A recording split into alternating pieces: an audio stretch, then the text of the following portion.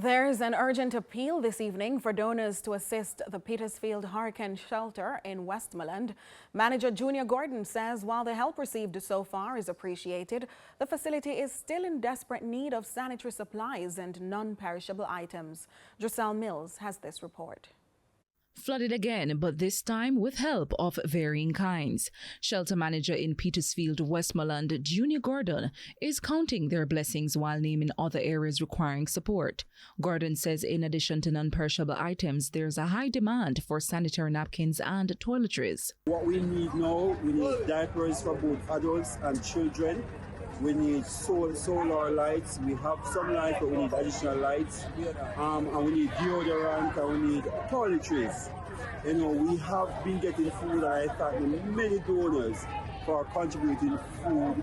We have we got tanks, we got water, you know, so we're asking for like sanitary napkins, we're asking for diapers, we're asking for non-perishable goods, sardine, corned beef, mackerel, those are some of the stuff that we need. Some saltfish, anything that is non-perishable that can last for a period of time, we'll really appreciate it. And speaking of sanitary napkins, the frequently overlooked women's and girls' reproductive health is a crucial topic. Lack of affordable access leaves them in a vulnerable state, unable to protect themselves during the natural function of their bodies. Shelley Weeks, founder of Her Flow Foundation, a non-profitable organization aimed at ending period poverty across Jamaica, echoes the same sentiment. She encourages donors to include these items in their care packages. We encourage persons to include underwear and menstrual products in all their care packages.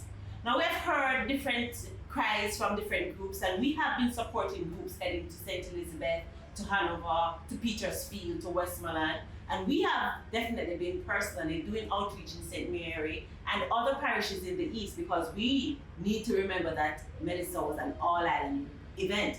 And so one of the things that I really want people to think about in their outreach is dignity. And dignity is important because even though you can see why food is necessary, even though lots of people understand that water is necessary, I want you to think of the woman and the girl who has also lost everything, including their ability to manage their periods. And so their menstrual hygiene is also necessary. Giselle Mills reporting for CVM News.